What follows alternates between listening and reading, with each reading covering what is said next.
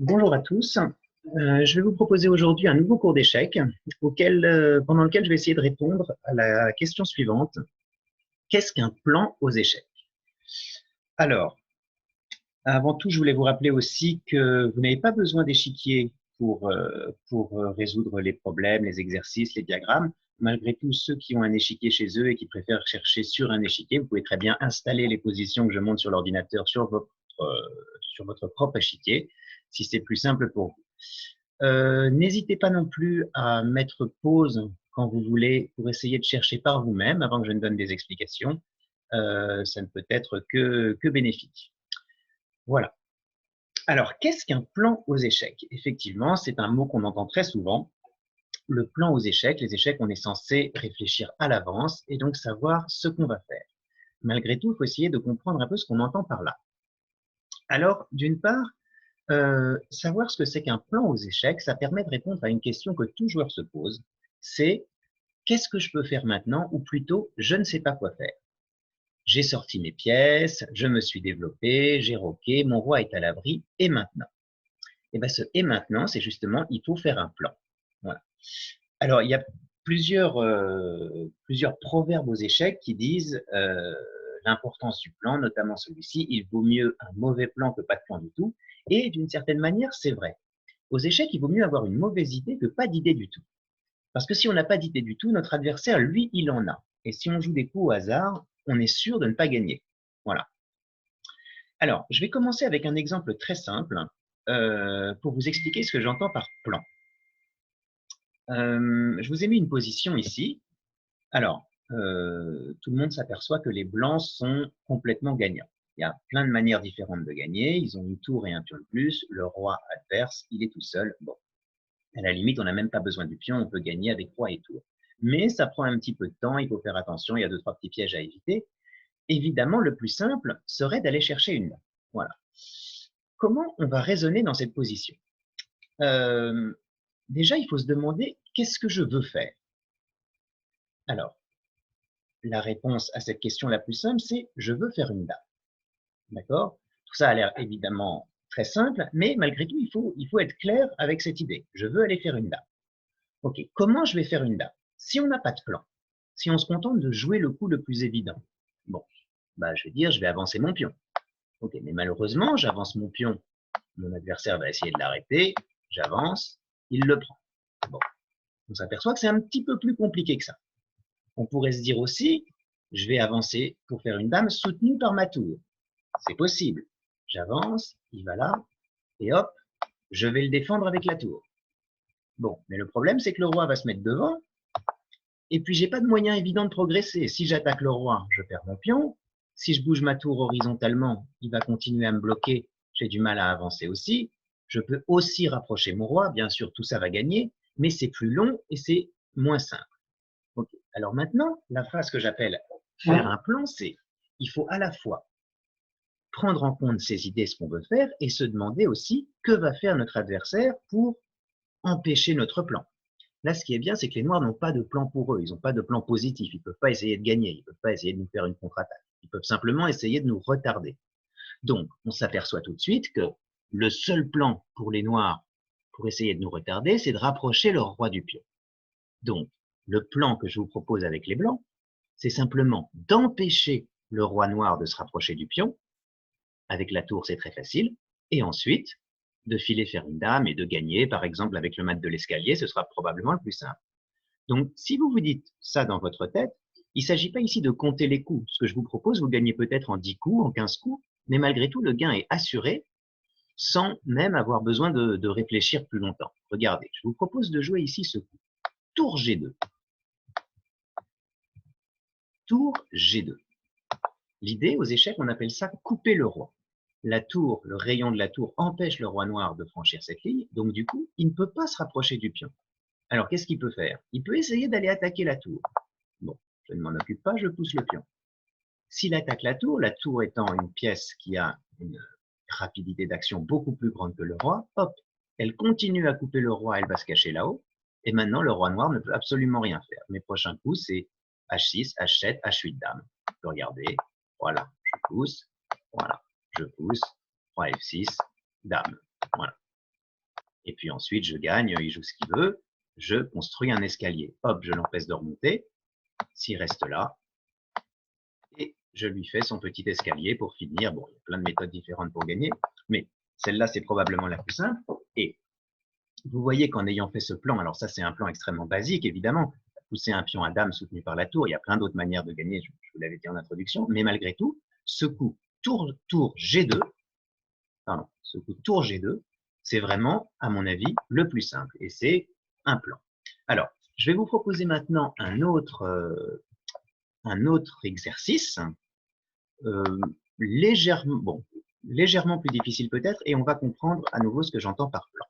Je mets une position assez simple, avec très peu de pièces. Voilà.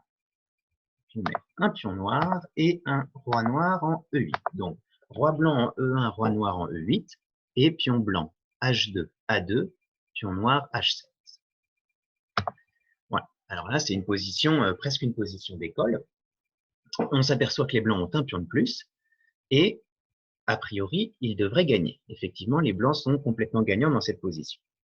Maintenant, on va faire un plan. On ne va pas se contenter de jouer des coups hasard. On va se dire, je suis gagnant, mais comment je fais pour gagner? Déjà, on comprend que pour gagner, il faut absolument faire une dame.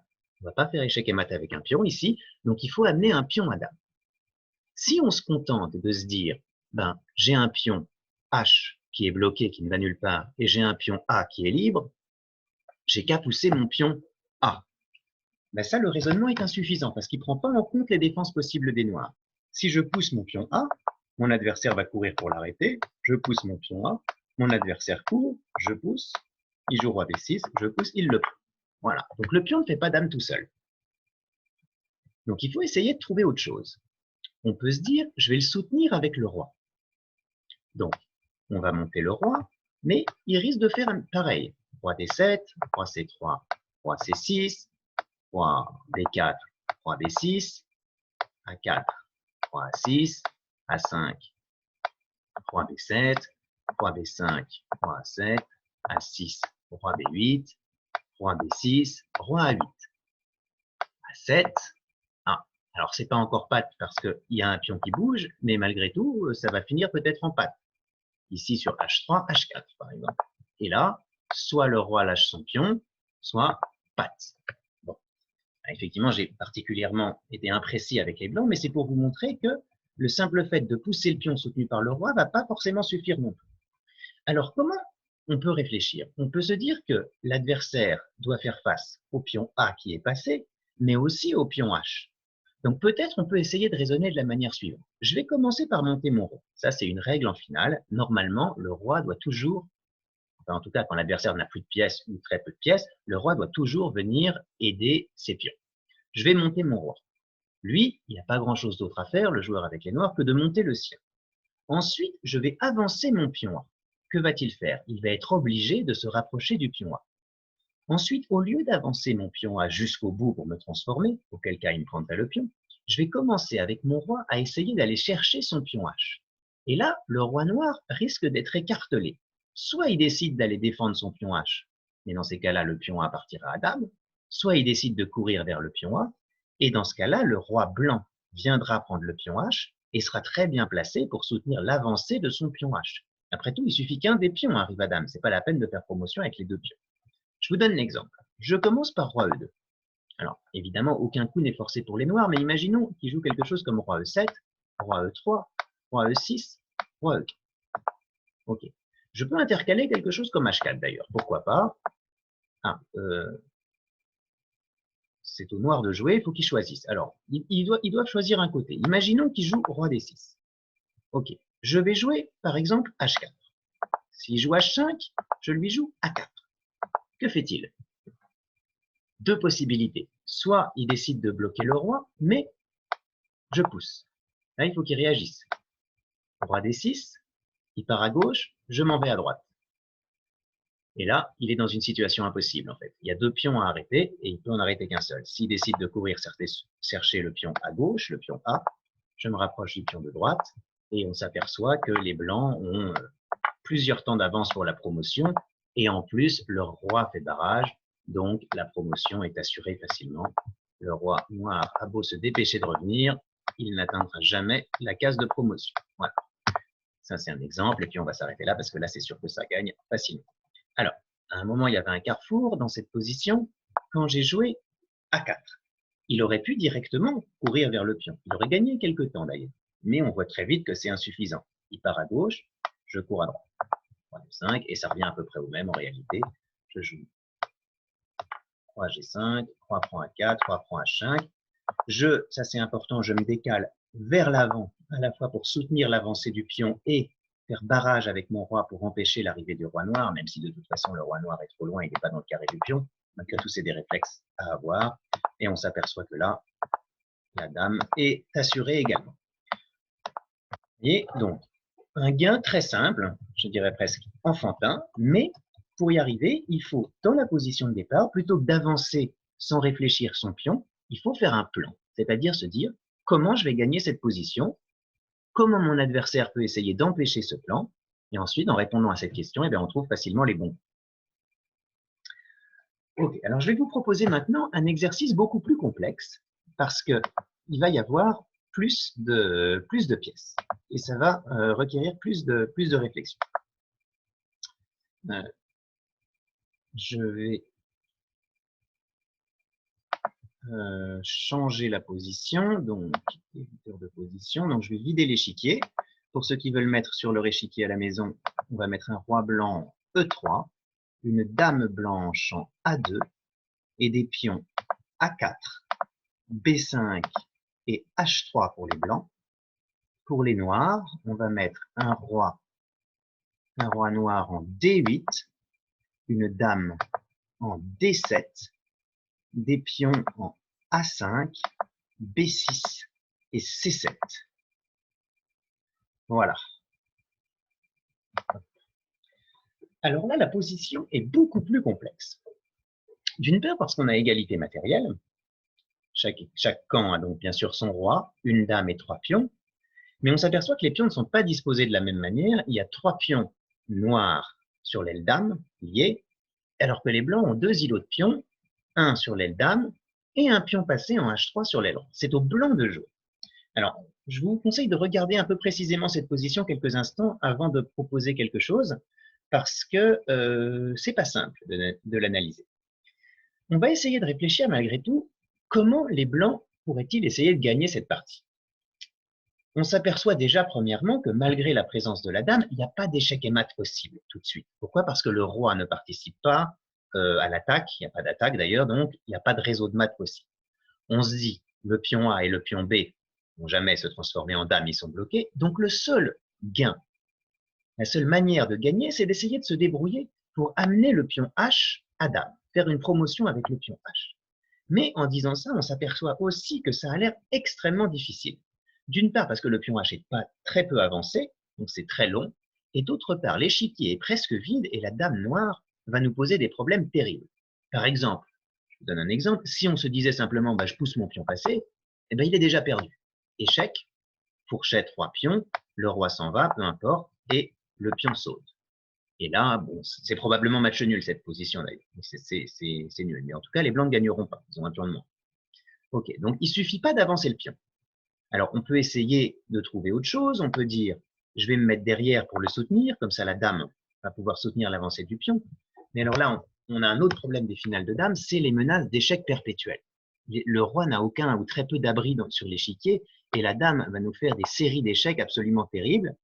Et il faut faire attention à certains pièges. Par exemple, si je joue roi F4, hop, j'ai perdu à cause d'une enfilade.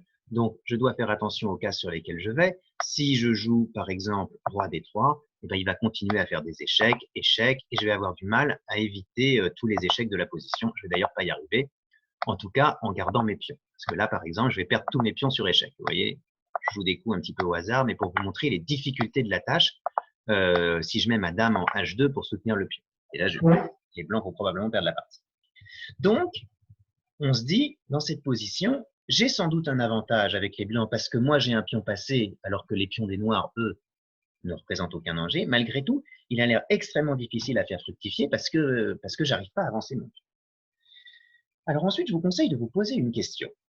Dans cette position, c'est une question qu'on peut se poser dans la plupart des parties d'échecs d'ailleurs, c'est à qui profite l'échange de dames?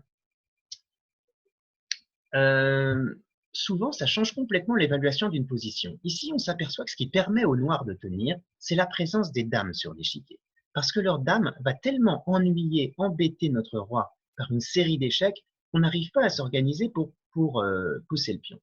Mais imaginons que par une opération, on va essayer de réfléchir laquelle après, les dames disparaissent de l'échiquier. Il n'y a plus de dames, ni dame blanche, ni dame noire. Je ne vous demande pas d'imaginer gagner la dame, on sait qu'on n'y arrivera pas, mais peut-être échanger, on y arrivera. Si j'échange les dames, on s'aperçoit que la position des blancs devient très enviable. Pourquoi? À cause du pion passé éloigné. En fait, ce pion passé ne va pas se transformer en dame. Simplement, il va avancer. Et donc, il va forcer le roi noir à se décaler par ici, vers les colonnes FGH, pour l'arrêter. Ce qui, a priori, va laisser un boulevard au roi blanc pour s'infiltrer par la case C6 et récupérer les pions noirs. Et en réalité, bizarrement, c'est peut-être plus le pion A ou le pion B qui va gagner la partie en se transformant en dame que le pion H. En tout cas, on s'aperçoit que les blancs ont une chance réelle de gain s'ils réussissent à échanger les dames. Alors, ça, c'est la phase un petit peu théorique. Maintenant, la phase pratique, il faut quand même essayer de trouver un coup. On se dit, je vais essayer d'échanger les dames. Alors, on s'aperçoit déjà que, à cause de l'alignement, on peut jouer dame D2. C'est pas mal, c'est un bon coup. L'autre, l'adversaire va probablement prendre, je vais prendre roi D2. Et ensuite, on aura une course de roi et qui va être probablement gagnante. Ça marche très bien. Il y a une autre solution d'ailleurs, ceux qui l'ont trouvé, ça marche aussi. On peut commencer par échec au roi sur la grande diagonale jusqu'en G8. Si l'adversaire joue dame E8, on échange les dames, on obtient le même résultat. Et s'il joue roi E7, eh ben, l'alignement cette fois-ci est horizontal. Il bouge son roi où il veut. Dame prend D7, roi prend D7. Et on peut jouer quelque chose comme roi D4. On avance notre roi et on dit à notre adversaire « Où veux-tu aller avec ton roi ?» S'il décide de se décaler directement pour aller chercher le pion dangereux, par exemple en jouant roi E7, on n'a même pas besoin d'avancer le pion directement, on joue roi D4, roi D5, pardon. Et là, il se trouve écartelé. Soit il va chercher le pion, mais dans ces cas-là, le roi blanc s'infiltre, soit il bloque en jouant roi D7, mais H4. Et là, il faut bien qu'il se décide à y aller. Voilà, roi C6. Maintenant, s'il recule défendre son pion, le pion puis la dame, et s'il va chercher le pion H, eh ben, je récolte toute l'aile dame, et vous pouvez voir, je fais dame très facilement, voilà, comme ceci, et il a beau courir pour m'arrêter, il n'y arrivera pas. Donc, voilà, cette position, si je vous remets la position de départ, il fallait simplement, le plan à trouver, c'était échanger les dames. Ça fait partie des stratégies auxquelles il faut toujours penser. À qui profite l'échange? Voilà. Et ici, on s'aperçoit que sans les dames, la position des noirs, les noirs peuvent quasiment abandonner. Le pion H est inarrêtable. Avec les dames, les blancs n'ont aucune chance de gain. Alors ici, bien sûr, les blancs ont la chance d'avoir une technique pour échanger les dames facilement, grâce à un alignement vertical ou horizontal. Voilà. Ok, maintenant je vais vous montrer un plan à beaucoup plus long terme. Alors, ok, je vais vous mettre un autre échiquier.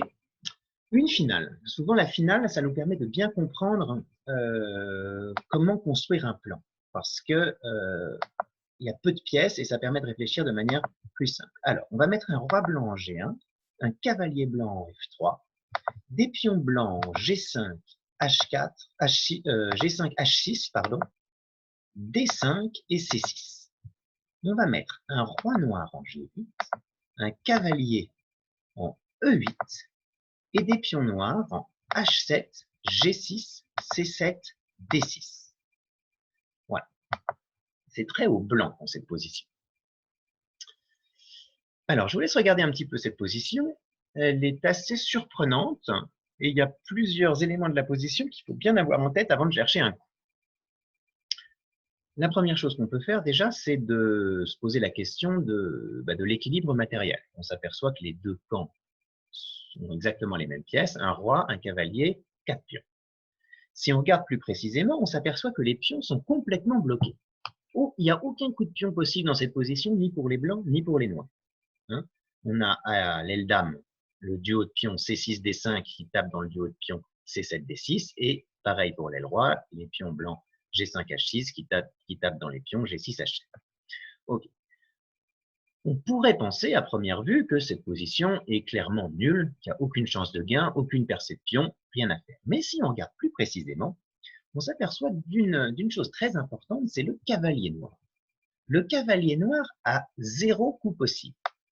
Physiquement, il ne peut aller ni en D6 ni en C7, et les deux autres cases possibles, c'est-à-dire F6 et G7, lui sont interdites parce qu'il se fait prendre. Et on imagine que si on va prendre le cavalier, on va gagner la finale. On pourra vérifier, mais c'est très simple, effectivement. Donc le cavalier est patte. Le cavalier ne peut pas bouger. En revanche, le cavalier blanc peut aller où il veut sur l'échiquier. Donc déjà, c'est un très gros avantage pour les blancs, un avantage de mobilité. Ensuite, on s'aperçoit aussi que le roi noir est coincé. Parce que si le roi noir veut participer soit à la défense, soit à l'attaque, à un moment, il va falloir qu'il franchisse cette 6e rangée-là. Or, la case F6 lui est interdite, ainsi que la case E6. Du coup, le roi noir, lui aussi, est enfermé dans une boîte. Il y a une espèce de boîte, comme ça, sur les deux dernières rangées noires, où sont enfermées les cases noires. Les blancs, eux, peuvent se promener sur tout l'échiquier. Donc, normalement, ils devraient chercher à gagner, en ayant ces avantages. Maintenant, comment faire pour gagner si on n'a pas de plan? Dans cette position, si on n'a pas de plan, on va tourner notre cavalier dans tous les sens, sans savoir où aller, en espérant trouver une faille, mais il n'y a pas de faille, puisque tous les pions sont défendus. Donc, il faut être plus malin que ça. Il faut commencer par trouver une cible. Alors, la cible, ça va être probablement un pion. On va essayer de choisir lequel. Il y en a un qui est plus faible que les autres. Certainement pas le pion D6, qui est soutenu par le pion C7, bon, et accessoirement par le cavalier. Certainement pas le pion G6, qui est soutenu par un autre pion. Donc, on ne va pas sacrifier un cavalier, a priori. Ok, le pion H7 n'est défendu que par son roi. Mais par contre, il paraît difficilement atteignable. Le roi est dans le coin. Le roi blanc a du mal à franchir, parce que le roi blanc ne peut pas franchir non plus la 5e rangée ici. Ça nous laisse le pion C7. Alors, le pion C7, il a une qualité, c'est qu'il peut être attaqué par le cavalier assez facilement. Par exemple, si je commence par cavalier D4, je pourrais l'attaquer par ici, ou même par là. Je pourrais même d'ailleurs, en faisant des espèces de circonvolutions, je ne sais pas exactement lesquelles, voilà, c'est très long, mais je pourrais passer par A6 pour l'attaquer. Ça ne va pas être très intéressant, mais malgré tout, j'ai 3 possibilités pour aller attaquer ce pion C7. Okay.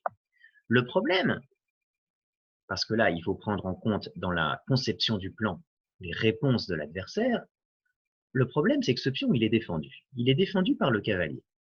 Donc, il ne me suffira pas de l'attaquer une fois parce qu'il est défendu. Et mon adversaire, imaginons qu'il ne fasse rien, qu'il attende avec son roi, par exemple, en jouant roi F8, roi G8 tout le temps, en disant « moi, je suis dans une forteresse, viens me chercher », le cavalier ne suffira pas. Comment fait-on? Est-ce qu'on abandonne cette idée ou est-ce qu'on essaye de la renforcer? On peut se dire dans ces cas-là, mais moi aussi, j'ai 2 pièces. J'ai mon roi. Pourquoi ne pas amener le roi à l'attaque de ce pion? Alors, on s'aperçoit que c'est très loin, ça a l'air très long, c'est très compliqué. Enfin, c'est pas si compliqué d'ailleurs, c'est simplement long et loin. Mais regardez cette case B7.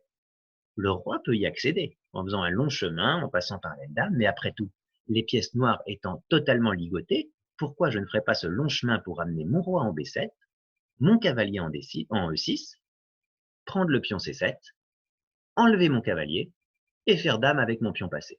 Alors, c'est un plan à très long terme. L'avantage de ce plan, c'est que dans la position que je vous ai mise, les noirs n'ont aucun contre-jeu, puisque le roi est en prison et le cavalier est patte. Donc, il suffit de réaliser ce plan, et normalement, on devrait gagner. Alors, il y a une seule chose à surveiller, je vais vous la montrer au cours de la réalisation du plan. Disons qu'on commence par cavalier D4. Voilà, notre adversaire, a priori, va jouer un coup de roi quelconque, puisque son cavalier ne peut pas bouger. Je ne sais pas, roi F7, disons. Et je dois choisir une case. Je vous conseillerais ici, cavalier D5 gagne aussi. Mais cavalier E6 me semble plus précis, parce que malgré tout, il faut surveiller une petite chose, c'est qu'à un moment, peut-être, le cavalier noir pourrait tenter un sacrifice, notamment quand le roi sera plus loin, en se disant, si le pion prend F6, le roi prend, et si jamais mon cavalier était à l'autre bout du jeu, ainsi que mon roi vers B7, peut-être je devrais surveiller l'avancée de ce pion. Je dis peut-être, et c'est très précautionneux, parce qu'a priori, ça ne marchera jamais, le pion est trop loin.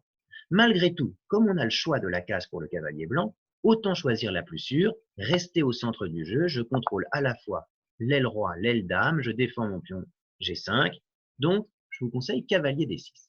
Que peuvent faire les noirs ici? Alors, ils peuvent essayer de rapprocher leur roi, roi E7, mais on s'aperçoit tout de suite qu'avec le cavalier en D6, le cavalier contrôle la case D8, un autre avantage du choix de cavalier D6, et que le pion C6 contrôle la case E7. Donc le roi est emmuré, il ne peut pas franchir cette ligne. Le cavalier ne peut toujours pas bouger, donc, phase 2 du plan, j'amène tranquillement mon roi en B7. Mon adversaire est spectateur, il ne peut absolument rien faire, donc j'avance tranquillement, il m'attend, je monte, roi F7, roi C4, roi E7, roi B5, roi F7, roi A6, roi E7, roi B7. Voilà, j'ai réussi ce que je voulais faire. C'est très long, ça m'a pris une dizaine de coups peut-être, mais malgré tout, le résultat est là. Je vais gagner le pion C7. Le cavalier ne peut toujours pas bouger, le roi ne peut pas se rapprocher du pion, il va jouer probablement roi F7, et je prends. Ici, le cavalier n'ayant pas de case de fuite, imaginons qu'il échange, le roi reprend. Maintenant, troisième phase du plan, je vais simplement, s'il joue disons roi E7, décaler mon roi, et mes deux prochains coups, C7, C8 dame. C7, roi E7, je joue C8 dame en vérifiant, ça c'est un conseil que je vous donne, surtout quand le roi adverse est un peu confiné, que ce n'est pas patte, ça serait trop bête de tout gâcher, mais ce n'est pas patte parce que le roi peut aller en F7, et puis ensuite, eh ben, on va mater, par exemple, je joue roi D7, roi F8, un petit coup d'attente pour le forcer à aller en G8, et dame G7 mat, bon, il y a d'autres possibilités. Donc, là, je vous ai mis cet exemple pour vous montrer que dans la position de départ, qui est objectivement complètement gagnante pour les blancs, les noirs n'ont aucun moyen de se défendre, on ne peut la gagner que si, dès le début, on réfléchit à la manière dont on va la gagner. C'est pas en jouant des coups au hasard qu'on peut gagner cette partie, c'est en faisant un plan, et un plan très clair. Savoir quelle pièce on va bouger, sur quelle case, vérifier le contre-jeu adverse, et ensuite exécuter ce plan. Alors, je voudrais maintenant vous montrer comment appliquer cette théorie du plan à une partie dans son ensemble, et notamment aux ouvertures. Alors, c'est ce qu'il y a peut-être de plus difficile aux échecs, c'est d'essayer de jouer dès le début de la partie avec une idée en tête, un plan à suivre. Alors, je voulais préciser une petite chose. Quand je parle de plan, il y a souvent des joueurs qui disent « dans cette partie, je vais attaquer » ou alors « dans cette partie, je vais plutôt défendre. J'ai un jeu défensif, j'ai un jeu offensif. » C'est pas du tout de cela dont je parle quand je parle de plan. Vouloir attaquer, vouloir faire échec et mat à l'adversaire, tous les joueurs le veulent. Mais il faut que la position s'y prête. Il y a certaines positions qui sont des positions d'attaque, et pour réussir à transformer ces positions en victoire, on est obligé d'attaquer. Il y a des positions qui sont des positions de défense. On peut avoir un avantage, par exemple, on a une pièce de plus, mais notre adversaire a de l'attaque sur notre roi. Donc ce qu'il faut, c'est repousser l'attaque et ensuite faire fructifier sa pièce en plus. Mais quand je parle de plan, je parle dans la manière de placer ces pièces, de trouver un objectif, une stratégie, quelque chose à long terme. Alors, je vais vous montrer une ouverture très classique et extrêmement complexe, une des ouvertures les plus complexes de toute la théorie des échecs, pour vous montrer de quoi il s'agit. Alors, je vais vous parler de la défense sicilienne, la variante dite du dragon, une ouverture qui a été jouée par presque tous les meilleurs joueurs du monde, pas forcément toute leur carrière, mais au moins pendant quelques parties. Ça commence comme ceci, E4, donc un coup extrêmement classique, la défense sicilienne, C7, C7. Voilà, donc un coup déjà dissymétrique qui empêche les blancs de mettre deux pions au centre parce que le pion serait échangé, mais voilà, qui ne touche pas par contre au pion E7, D7. Il y a plusieurs manières de traiter cette ouverture. Je vais passer assez rapidement sur les premiers coups parce qu'à chaque fois, il y a des branches très nombreuses et voilà, je voudrais arriver rapidement à la position critique. Cavalier F3, le grand coup. Donc ici, une nouvelle fois, il y a beaucoup de coups. On peut jouer cavalier C6, on peut jouer D6, on peut jouer E6, on peut jouer G6. Bon, ici, on va regarder une partie avec D6, le coup le plus classique, et D4, la variante dite de la sicilienne ouverte. Voilà. On prend le centre, on ouvre les lignes, et on va essayer de profiter d'une avance de développement. Puis on prend D4, cavalier prend D4. Pour pas exposer la dame pourrait reprendre, mais elle se retrouverait exposée, on va perdre du temps. On joue cavalier prend D4. Ici, le plus souvent, les noirs jouent cavalier F6. cavalier attaque le pion central, sort une pièce, donc je sors une pièce pour défendre mon pion central. Voilà, ici on a un très grand carrefour, disons, de la théorie des échecs, où il y a beaucoup de coups possibles. Ceci, dite la variante de Schevening, ça c'est la variante dite classique. A6, peut-être le meilleur coup, dite la variante de Najdorf.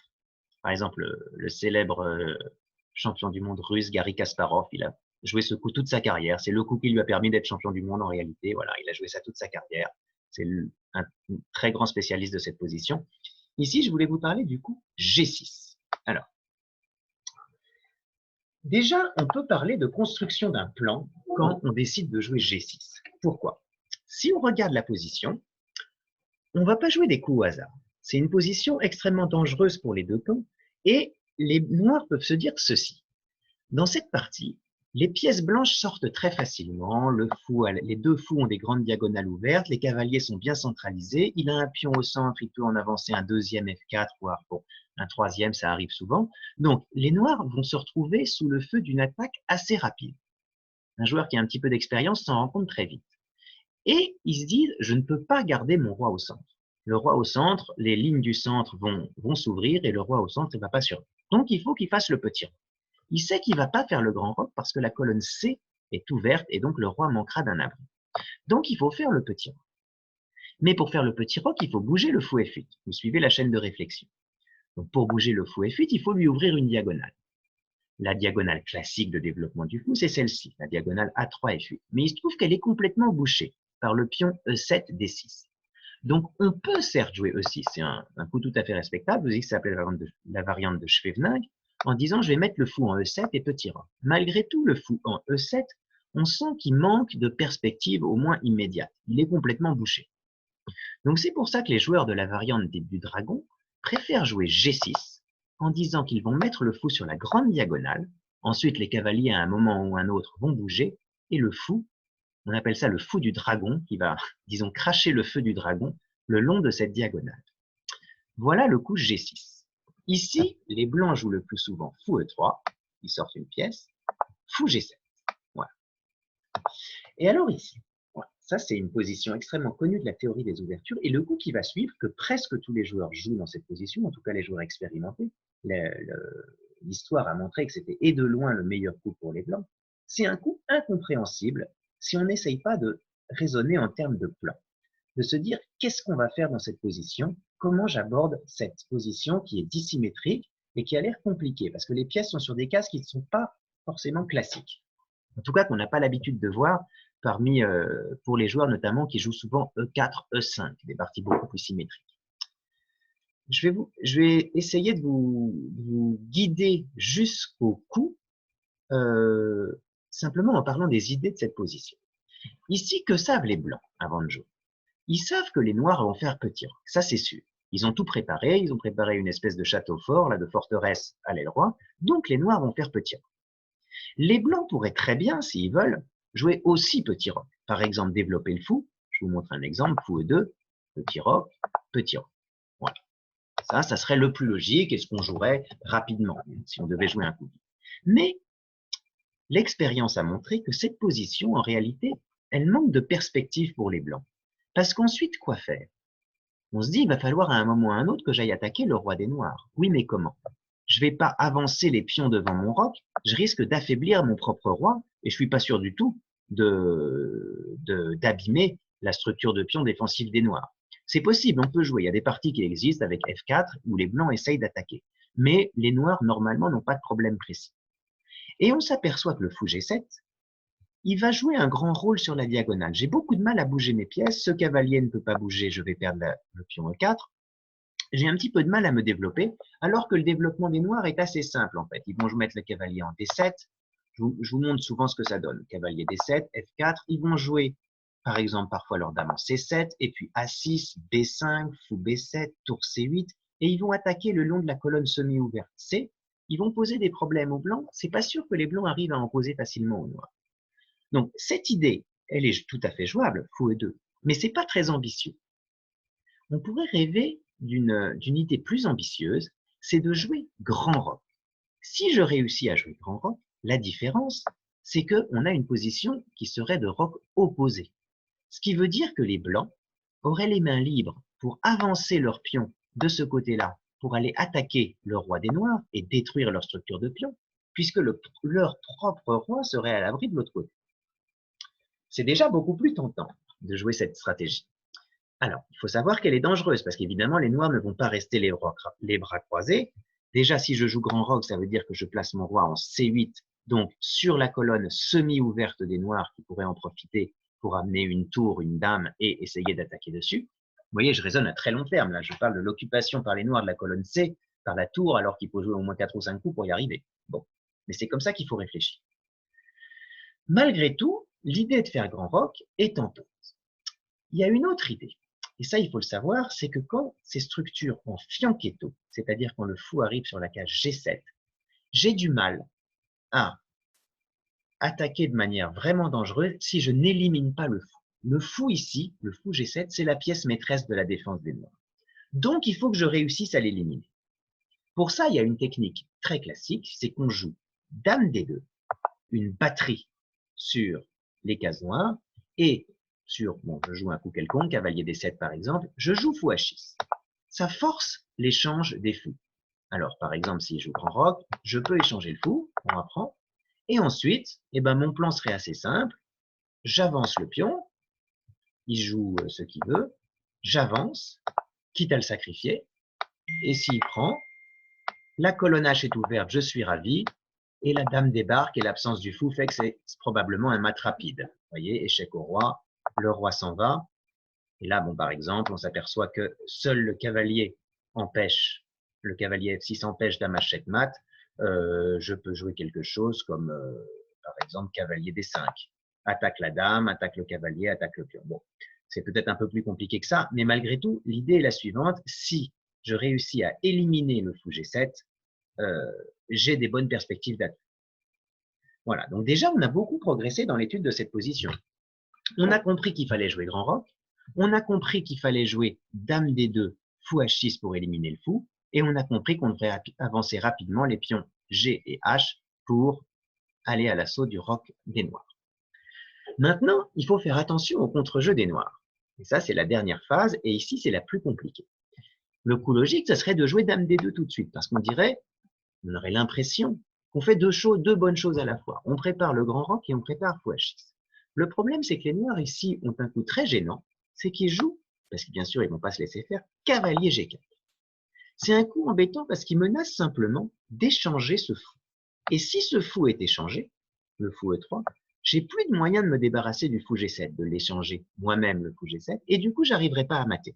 L'expérience a montré que si le fou G7 est toujours là, il n'y a pas de mat dans ces structures. Et j'ai pas de moyen de conserver correctement mon fou. Si je joue fou F4, il va me jouer E5, fourchette, je perds une pièce. Donc en fait, il n'y a pas de solution ici. Et c'est pour ça, après toute cette longue introduction, pour en arriver là, que le bon coup pour les blancs, ici, c'est le suivant, F3.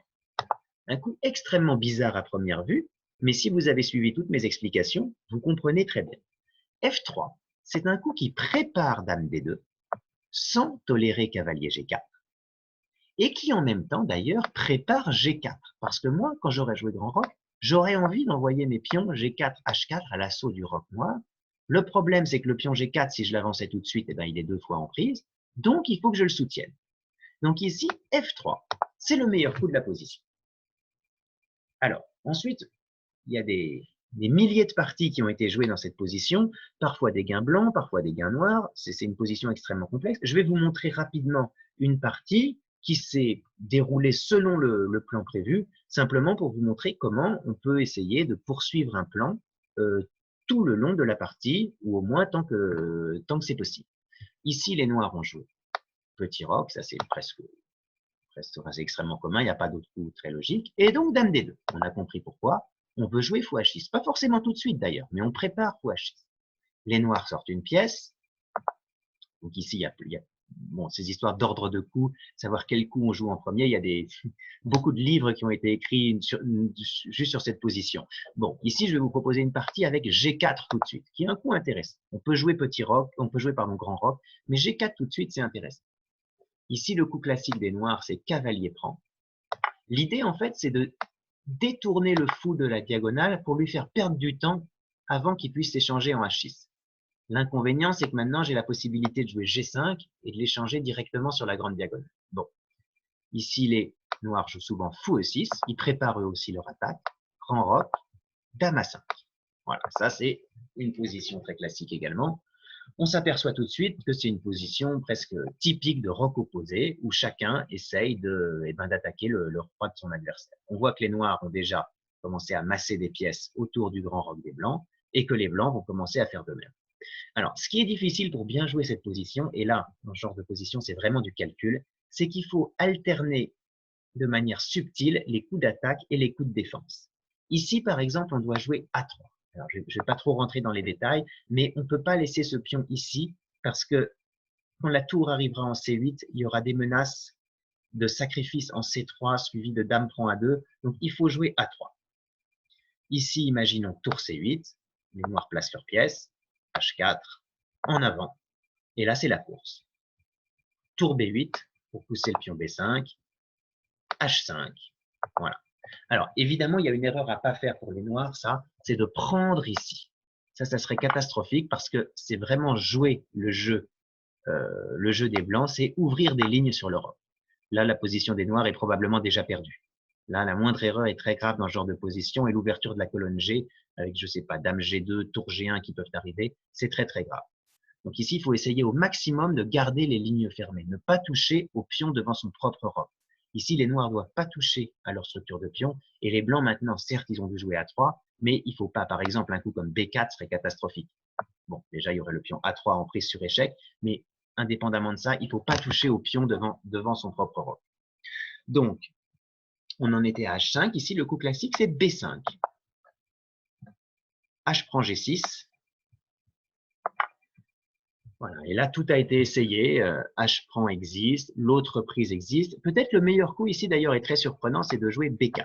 De même pas perdre son temps à reprendre le pion, mais d'ouvrir directement la position. Et alors, bon, là, je ne vais pas rentrer dans les détails de cette position, mais si vous voulez à la maison, vous pouvez vous amuser à essayer de voir ce qui se passe. Ça peut vous occuper pendant longtemps. Ok, moi, ce que je voulais vous montrer, c'est une partie où les noirs jouent H prend G. Alors, H prend G, bon, c'est très discutable. L'idée, c'est de garder une structure de pion compacte, voilà, qui a l'air assez solide. L'inconvénient, bien sûr, c'est que ça ouvre la colonne H. Mais, comme le fou G7 est toujours vivant pour le moment, on a du mal à en profiter. On ne peut pas, par exemple, tout de suite débarquer. Certes, je pourrais jouer dame H2, mais en fait, je ne menace rien. Vous voyez, la case H5 est contrôlée par le pion, H6 est contrôlée par le fou, H7 par le cavalier, et H8 par le roi et le fou. Donc dame H2 n'apporte pas grand-chose, et surtout, il y a D4 qui arrive, qui fait exploser le roc des blancs.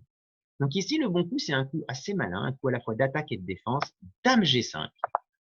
C'est un coup d'attaque parce que ça ramène la dame près du roi, et c'est un coup de défense parce que ça cloue horizontalement la dame noire. Ici, le coup B4, qui est le coup que les noirs veulent jouer pour exploser le roc des blancs, est impossible à cause du clouage sur la 5e rangée. Voilà. Et longtemps, on a cru que cette position était bonne pour les blancs, notamment à cause de la partie que je vais vous montrer. Et en fait, il y a quelques années, il y a un fort joueur russe qui s'est aperçu que D5 ici était extrêmement fort pour les noirs, parce qu'en fait, ça rompt le clouage. Maintenant, la dame est libre, et sur pion prend, on ne se donne même pas la peine de reprendre, on joue B4 directement. Et là, c'est la réponse du berger à la bergère, un petit peu. Les blancs ne peuvent pas prendre le pion E6 parce que c'est eux qui perdraient leur dame sur le clouage horizontal. Et leur roc va exploser. Ici, ouais, les blancs sont en grande difficulté. Bon. Donc sur D5, il ne faut pas prendre en D5. Bon. Avant, les noirs jouaient souvent A6 pour essayer de sortir du clouage et de se débrouiller. Donc je vous montre la partie. Tour D2. L'idée est claire, je veux doubler sur la colonne. Tour B7, tour H2, j'ai doublé, et dame C7. Voilà. Là, les noirs, alors ça leur a pris du temps, ça leur a pris d'ailleurs trop de temps, un temps de trop, vous verrez. Mais les noirs sont prêts maintenant pour jouer B4 et commencer leur attaque. Mais sauf que les blancs ici ont un coup gagnant.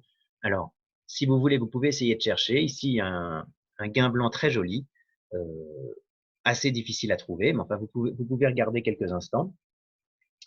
C'est mat en 8 coups, si je ne me trompe pas. Ok, je vous montre la solution.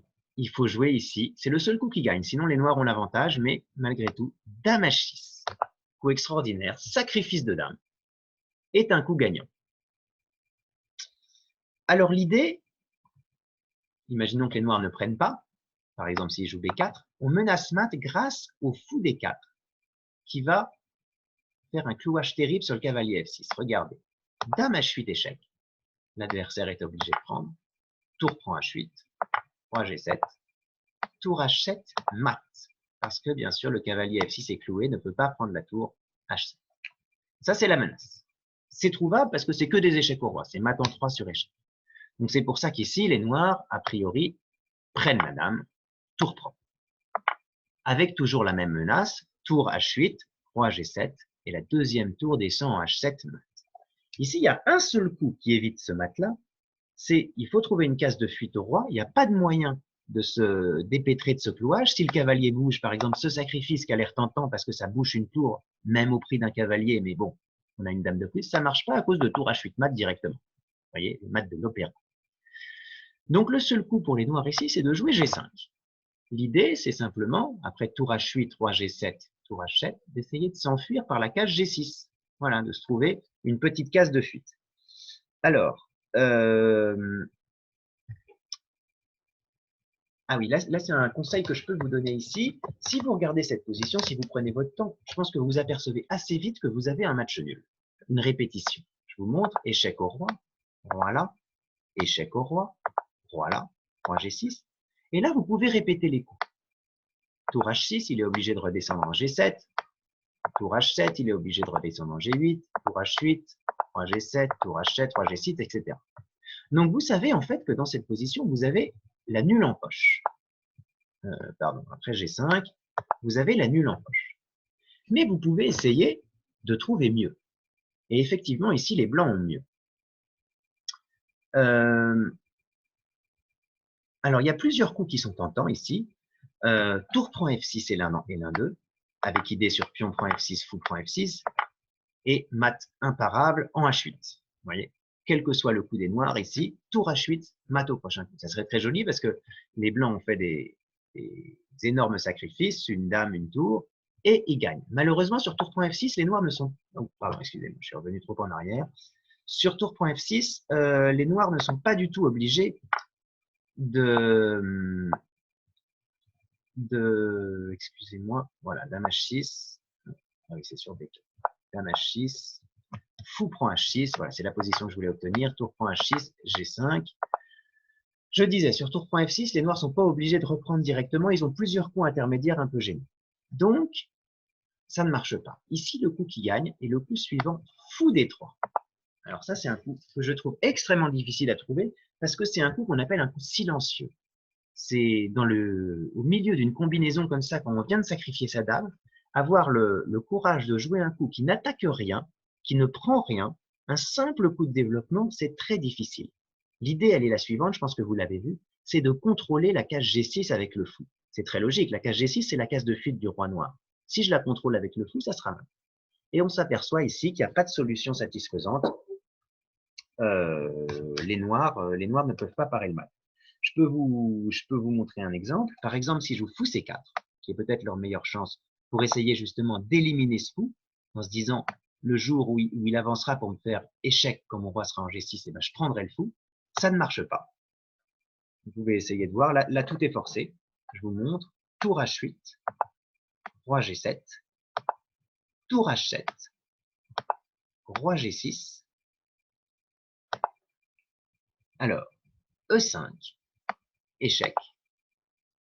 Donc, si le fou n'était pas en C4, ce serait échec et mat. Mais là, les noirs peuvent croire s'en sortir en jouant fou prend D3.